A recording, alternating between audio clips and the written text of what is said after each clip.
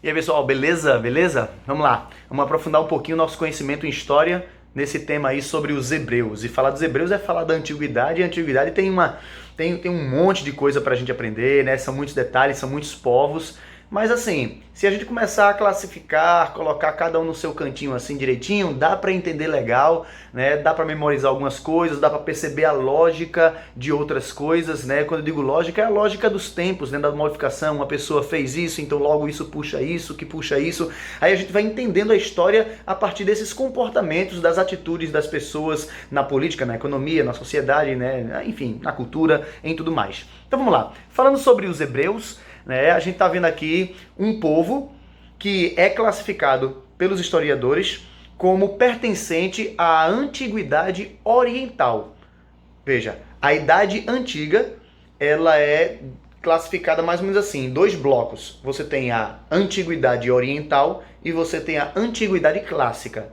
Esses dois blocos eles servem para você meio que entender a diferença gritante de cada um desse grupo aqui, cada grupo desse, tá certo? Por exemplo, qual era a característica predominante de todos os povos que faziam parte desse grupo aqui da Antiguidade Oriental? Era a teocracia, ou seja, os governos de todos esses povos aqui, eles tinham um ponto em comum. Quando eu digo em comum, é uma característica em comum, ou seja, a divindade ela tinha uma relação direta com a política, certo, daquele povo. Tinha uma relação direta. Então todos os povos cuja seu governo, cuja sua política, tá certo, até a economia também, né, a cultura, ela girava em torno ou era influenciada diretamente pelo aspecto religioso, por sua divindade. Esses povos, eles têm essa característica comum e por isso são classificados como pertencentes à Antiguidade Oriental. A Antiguidade Clássica já é um outro grupo de povos, tá certo? A característica principal deles é a conhecida democracia, tá ok? Já não é teocracia, é democracia, que diz que a política, que o governo desses povos é regido, a influência direta, tá certo? Na governabilidade desses povos aqui é o povo, é o homem. Então essa é a diferença gritante entre esses dois. Tem outros detalhes, tá certo? Mas assim, é só para você tentar diferenciar esses dois aspectos. Vamos lá. Os hebreus, eles fazem parte desse grupo aqui, da Idade Antiga Oriental. E os hebreus, eles tinham como característica principal justamente essa questão da teocracia. Então quem governava o povo hebreu era Deus. Olha o que eu estou falando. Quem governava, o governante direto do povo hebreu era Deus. No caso, Yahvé. Ou, se você preferir chamar, Jeová. Tá ok? Vamos pegar exemplo aqui. Como é que era no Egito Antigo? No Egito Antigo, você tinha uma divindade que se relacionava diretamente com a política, sim. Tá certo? Você tinha na verdade, a divindade não, as divindades, né? Os egípcios, eles eram politeístas. Então você tinha ali os deuses que eles acreditavam, que governavam cada um dos aspectos. Você tinha Ísis, Osíris, tinha Atom, você tinha Anubis, aí você tinha... enfim, tem uma infinidade de deuses, certo? Cada um ali para governar uma situação. E o faraó, ele era considerado tipo como se fosse uma encarnação de um deus, tá certo? Quando ele era investido do poder de faraó, tá certo? Ele era tratado como um deus, como a encarnação de um deus. Ele era tratado como se fosse ali, como, uau, o faraó, ele merece o respeito de um deus, tá ok? É um homem, então nele está sendo encarnado, ou ele é a encarnação de uma das divindades que nós já acreditamos, tá certo? Ou ele está ali fazendo a figura substituta de Deus, de uma das divindades, tá certo? É a encarnação viva, tá certo? Da divindade, mais ou menos assim. Os mesopotâmicos, eles tinham uma concepção um pouquinho diferente. Também eram politeístas, ou seja, acreditavam em vários deuses. Mas já o governante era tipo assim, a representação de uma divindade. Então a divindade estava no céu ou em algum plano espiritual, tá certo? E aquele homem que está ali governando, ele não é considerado uma divindade, tá certo? Isso na Mesopotâmia. Ele não é considerado uma divindade, mas ele é considerado uma pessoa que foi comissionada pela divindade, investida com poderes até divinos de governar, por assim dizer, tá certo? Mas ele não é a encarnação de um Deus, tá bom? Aí você tem que ver. Já os hebreus, agora vamos para os hebreus especificamente, os hebreus, eles tinham Deus, Jeová, como o rei deles, pelo menos até certa fase. E é interessante porque isso já faz uma diferença absurda entre todos os povos da antiguidade, tá certo? Porque enquanto os povos são politeístas, os hebreus eles são monoteístas. Enquanto os outros povos têm assim, o homem ou sendo a encarnação ou sendo representante, já os hebreus eles não tinham governante. Eles tinham sim uma liderança, mas essa liderança não substituía a liderança direta de Deus, Jeová, lá. E aí os hebreus, eles transitam por três fases, né? Três fases gerais na sua história. A primeira fase, inclusive é uma fase assim, que é bem longa, né? É um período bem longo assim, é a fase dos patriarcas, a era dos patriarcas. E é uma fase em que o povo hebreu, ele é caracterizado pelo nomadismo, ou seja, ele não tem, como é que eu posso dizer? Não tem residência fixa. Então assim, era um povo que era unido, acreditava no mesmo Deus, tinha a mesma liderança, tinha princípios semelhantes, mas eles viviam perambulando, tá certo? De um lugar para outro, não tinha residência fixa. Tudo começou com Abraão. Abraão, ele era um habitante da cidade de Ur dos Caldeus, que ficava na Mesopotâmia, né, naquela região ali entre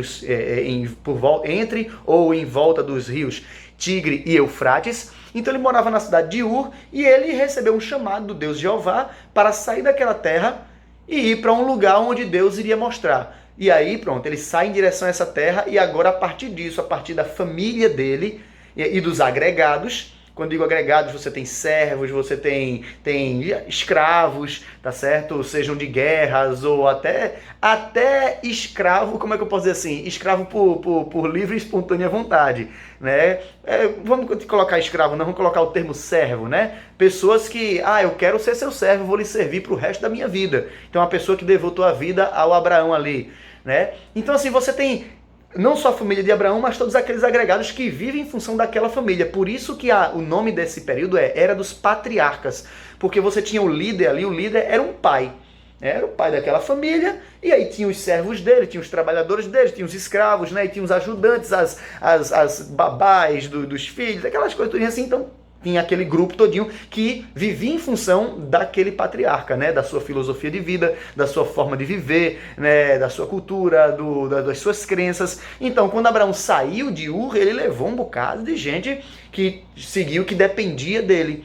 Resultado, essa era foi passando, então, era uma era assim, dinástica, por assim dizer, né, que ia passando, hereditária, né, ia passando de pai para filho. Então você tem Abraão, aí você tem o filho Isaac, aí o filho Isaac tem dois filhos, né, Jacó e Esaú, mas aí Esaú é o primogênito, mas Jacó rouba a primogenitura, então quem continua a linhagem é Jacó. Jacó já tem 12 filhos, né, e desses 12 filhos aí você tem 12 tribos, então assim tem um povo que vai aumentando. Então enquanto está na era dos patriarcas, você tem um povo que é nômade, tá certo? E uma estrutura social que é curiosa, né, porque o patriarca, ele é o líder de quase tudo. Ele é o líder, assim, político, ele é o líder econômico, ele é o líder social, ele também é o líder religioso, mas veja, ele não é o governante do povo. Eles tinham bem a concepção de que, peraí, a decisão final, o chefe, quem manda aqui, para onde vou, o que vou, como vou, é Deus, é Jeová. Essa fase muda para a fase agora, sai dos patriarcas e muda para a fase dos juízes, quando, por exemplo, porque o povo, quando estava na era dos patriarcas, eles tiveram uma época que estavam na terra de Canaã, né, e depois tiveram que se mudar para o Egito, e depois saíram do Egito, foi aquela famosa a libertação, né, ali Moisés, e aí sai do Egito, eles ainda estão na era dos patriarcas ali. Essa era só vai acabar com a chegada de Josué, que é quando eles agora voltam para aquela região que hoje é conhecida como Palestina ali, que na época era ali a Canaã, né? Então eles voltam, e aí nessa volta Moisés morre, e aí Josué que vai substituir, Josué agora começa uma nova fase, que é a fase dos juízes. E aí já é um sistema um pouco diferente. A fase do juiz é assim, o juiz é o líder político e militar, e você tem um ajudante do juiz, que é o profeta. E esse profeta já é ele já exerce uma outra liderança, a liderança social e religiosa. Tá certo? Então já fragmenta um pouco aí. Mas Deus ainda continua sendo o governante principal. Essa era vai terminar e você tem Josué, você tem Gideão, aí você tem Sansão, aí você tem vários juízes, né? O último juiz dessa era é o juiz Samuel, que também era profeta. Veja que coisa interessante. Ele era profeta e também, de certa forma, assumiu um pouco a função de juiz. E depois de Samuel, aí Samuel é responsável por estar naquela transição ali da fase dos juízes para a era dos reis. Né? Samuel ali, ele que unge o rei Saul, porque o povo pede, e aí é uma mudança drástica no governo hebreu, porque eles dizem assim, nós não queremos mais Jeová como nosso governante direto. A gente quer um rei pra gente, então eles pedem um rei, né? O povo pede um rei. Samuel até com raiva, né? Essa relutância, mas aí Samuel, a história bíblica fala, ele fala com Deus e Deus diz para ele, não, deixa o povo, dá o rei pro que o povo quer. Aí escolhe Saul, então Saul é o primeiro rei, né, da era dos reis, mas aí também Deus, ele diz ali para Samuel ir lá e procurar um outro rei, que é o rei segundo o seu coração, que aí vai ser Davi.